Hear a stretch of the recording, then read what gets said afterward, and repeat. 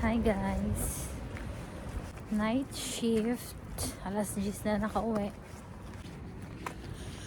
Malapit lang naman ang bahay ko kaya carry lang sa akin malate. Bukas pang hapon naman pati ako kaya okay lang. Hindi ko kasi nabutan yung bus. Nakita ko yung bus parating na pero ako malayo pa. Pero okay lang. Lakad-lakad din lang kahit pa paano, diba? Pero gabi na. Tawag dito. Gusto ko kasing ma-achieve yung before 11. Dapat tulog na ako. Nakikita nyo ba ako? Gusto ko yung before 11. Dapat tulog na ako. Pero hindi ko siya nagagawa talaga. Kasi gusto kong ayusin yung tulog ko na yung body clock daw ba? Yung parang ganun. Masanay. At least 7 hours na sleep. 'Di ba? Pero ako wala akong ganun eh. Kung alam ko nakakatulog ako ng 6 na oras eh.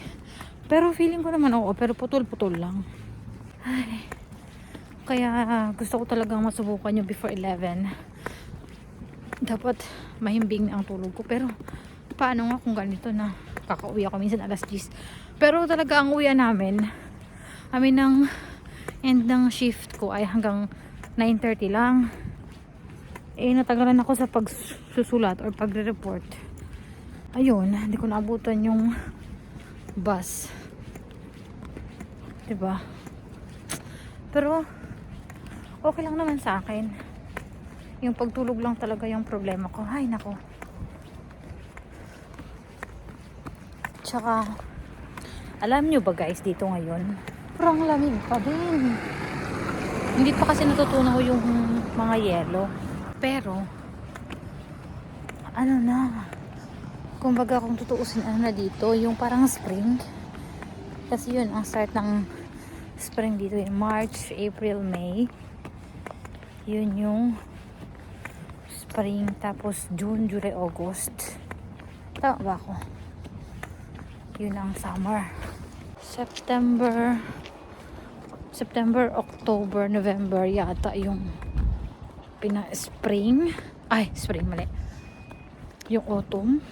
December, January, and February. Yun yung winter. Diba? Ang tawag dito, yun, spring na pero sobrang lamig pa. Hindi ko pa kayang magsuot ng yung parang hoodie lang. Hindi pa kaya. Kailangan pa ng makapal. Ay, nako.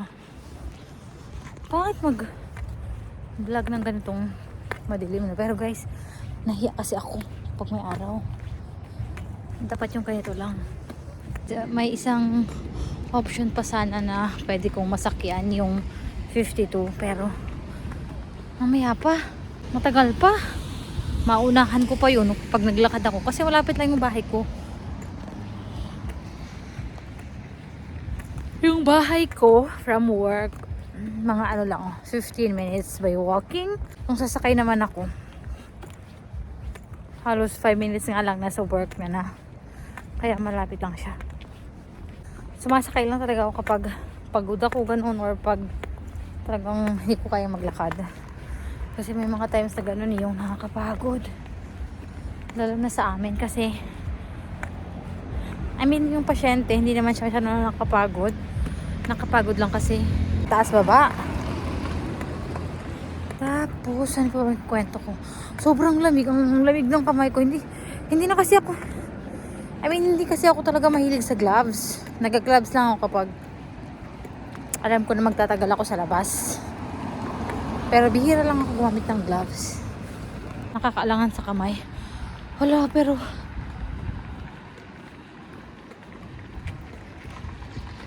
pero ang lamig kapag walang malamig kapag walang gloves. Pero sige lang. Hala, madulas ang daan guys. Nafe-feel ko kapag may nadaanan ako madulas, yung pa ako parang dumudulas siya, nag-slide. Kapag yung yellow daw patunaw, yun daw yung parang mas madulas. Ang dilim, nakikita niyo ba ako? Maganda mag-video ng ganito kasi walang tao nakakita sa'yo. Nakakaya kasi magsalita mag-isang kayo, no? Tapos yung cellphone mo pa nakaganito, no? Ang dilim naman. Malamang gabi na. Pero yun, nakakapagod. Dadaan pala ako ngayon ng Alepa. Titingin ako ng ano. Gusto ko ng manok. Magmamanok tayo ngayon kasi wala akong protein sa katawan. Kaya magmanok tayo.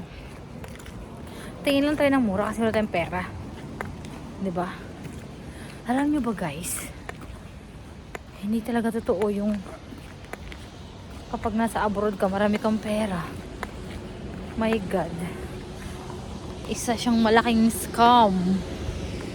Malaki siyang scam. Kasi, uy, ayun na yung isa. Ay, hindi pala yan. Kasi, tingnan nyo ako. Oh, hindi naman yata lahat, pero para sa akin lang. Kasi, alam ko talaga ako. Hindi ako ano sa pera. Kumbaga, mabilis ako matukso. Charot. I mean, kapag may pera ako, nauubos ko siya agad-agad. 3 taon na ako dito. Magta-3 taon ako guys. Pero wala man akong savings. Wala akong ipon. Wala akong investment. Aminado ako dyan na hindi siya maganda talaga. Pero wala eh.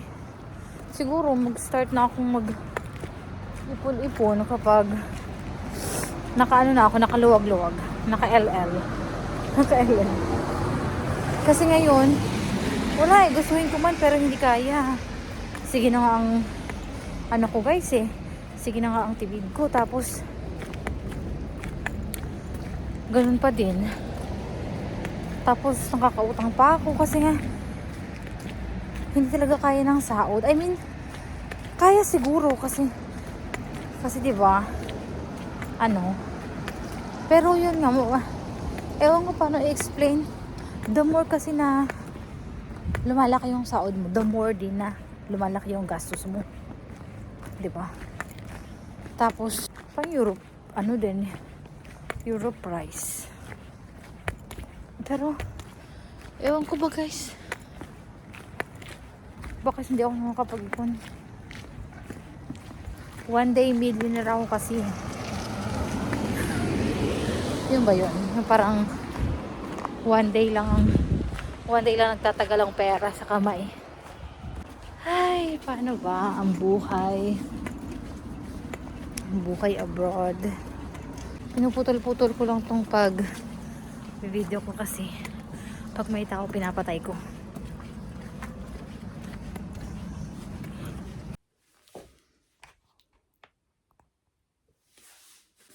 Hi guys!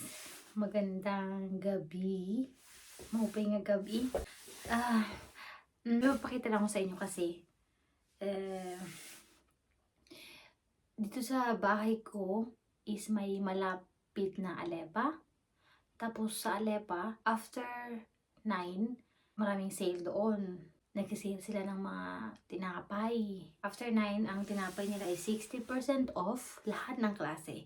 May mga item din na 30%. Kapag panggabi ako, ang labas ko is 9 PM. Kaya dumidiretso ako doon kasi bago ako makauwi, nadadaanan yung Alepa na yon. So, may gusto akong bilhin or pag may kulang dito sa kusina ko, tumadaan ako sa Alepa. Pero hindi siya advisable na mamili dyan araw-araw kasi mahal. Kumbaga ano siya, convenience store lang siya pero mahal. Ang bilihan ko talaga is Lidl. Pero ang Lidl kasi malayo pa doon pa banda sa may mga kailangan sumakay, nakakatawan maglakad. Pero anyways, yun. So papakita ko sa inyo yung yung mga pinamili ko na budget friendly. Budget friendly. Naka-discount lang siya kaya ganun. Tama ba? Ito, tinapay. At after 9 is 60% off. Ganito croissant. Diba? Ganyan. Croissant. Mga piraso to. Ay! Yung ano pala. Nalimutan ko yung resibo. Wait lang. I'm back. Ito ay croissant. And ano siya? 5 pieces. Ang 5 pieces niya, ang normal price niya is $2.95. Kasi ang isa is 59 cents. So, times 5, 295. Less 60%, naging 1.18 cents na lang. O, diba? So, 5 pieces. 5 pieces na croissants is €1 and 18 cents. O, diba? 5 piraso na. Alam niyo ba kung anong gagawin ko dito, guys? Hindi ko siya kakainin ng biglaan. So, kuha ko ng isa, halimbawa bukas, tapos ilalagay ko sa freezer para magtagal yung life niya. So, ito, tinapay. 3 klase yung binili ko, guys, kasi ilalagay ko nga sila sa freezer. Tapos ito, akipilo. Yung parang may palaman siya na hotdog sa loob. 3 piraso. Yung 1 piece niya is, kasi malaki ito, tapos mabigat. Ang original price niya per piece ay 168. So, ang tatlo niya is, ano ba to? 1.68 times 3, guys. Ilan ba? 504 ba? Ay, oo, kasi 8884, 2, 6, 89. O, tama. 504. O, ito diba? Ang original price niya, 3 piraso, is €5 and 4 cents. Tapos, kapag ilala siya ng 60%, €2 and 2 cents. O, diba? Laking tipid na siya, guys. So, ano ba ito? Kapakita ko sa inyo. Ayan, o. May hotdog yan sa loob. Ayun. Nalagay ko to sa freezer para bukod-bukutin. Para kukuha-kuha na lang kapag gusto kong kumain. Parang hindi na gumawa ng tinapay. Pero, mahilig talaga akong gumawa ng tinapay. Pero, kapag may bisita lang ako or kapag gusto ko lang, ganun, kapag sinipag ako. Pero, usually hindi kasi masyado, maraming chechaporeche yun, di ba? Kaya, bibili na lang ako. Tapos, ito yung tatlo. Snack palvatuk na. So, siya, manok ang palaman yata. So, ang original price niya is 115. Tapos, 2 piraso is 230. Ngayon, 230 less 60% is naging 92 cents na lang, guys. So, 92 cents na lang. Tadan! Pero hindi ko pa ito natikman. Sana masarap. Yung dalawa lang ang familiar sa akin. Ito hindi. Titikman ko sa bukas. Ayan o. Diba? Kaya maganda mamili kapag after 9 kasi sale. Kaya minsan pag napunta ako dyan ng after 9, alam nyo ba guys, ubus na yung tinapay. Wala na asin. May makakita kang mga tira pero yung parang hindi siya yung mga pangit na iwan. Yung pizza suikale. Yung para siyang, ayun o, 30% siya, diba? Yung para siyang pang toppings ng pizza. Ayun o. Yung tsura niya o. Ang original price niya, kapag hindi siya naka-discount, is 195. So, 195 siya, diba? Ngayon, naka 30% siya. Yan. So, 195 less 30%. Naka 30% siya, diba, ngayong araw. Pero, kasi after 9 ko siya binili.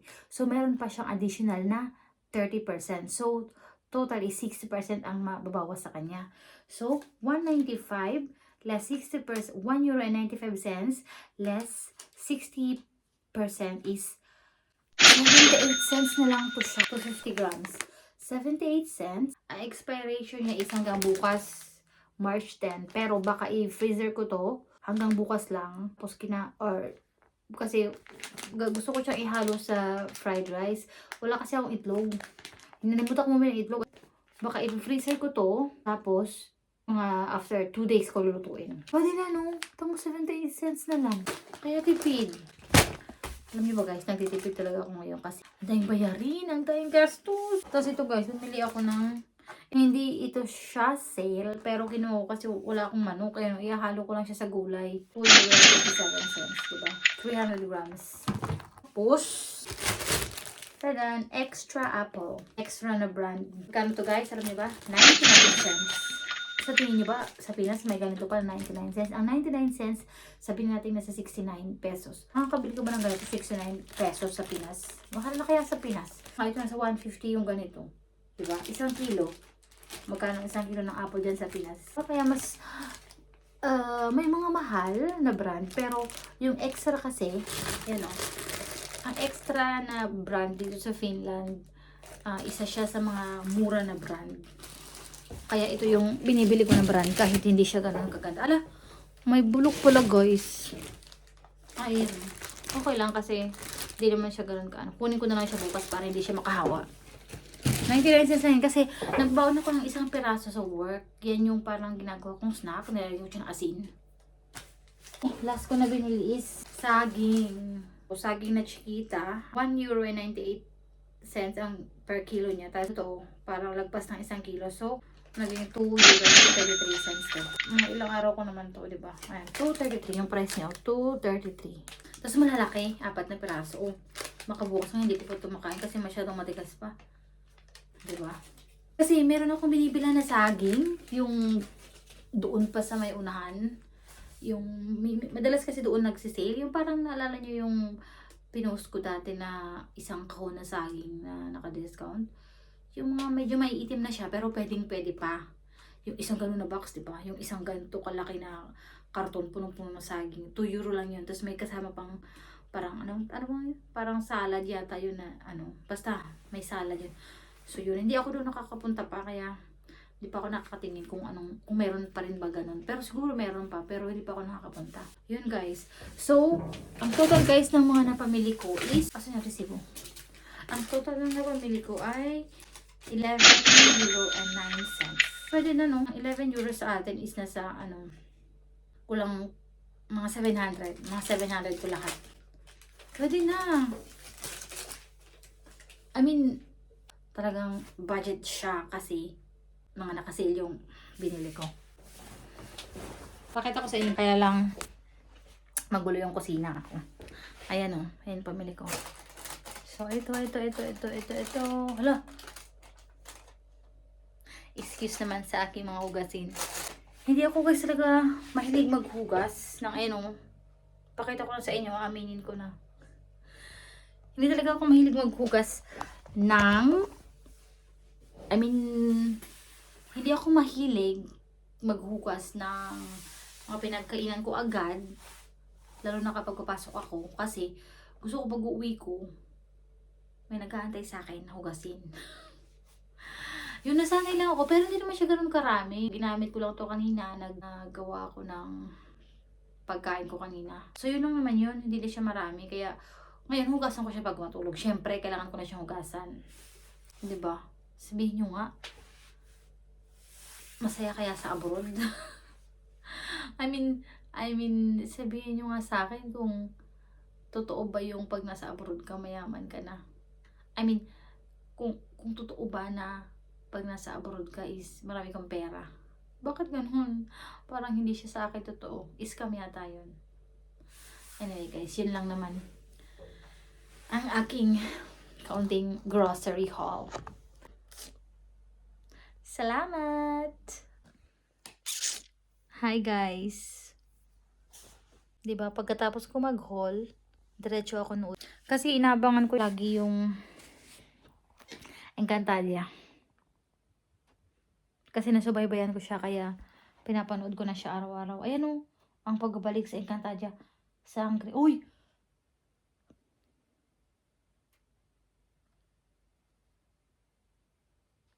Huy! Huy, nagkita-kita na sila. I mean, bumalik na sila Encantadia. Manonood muna ako, guys.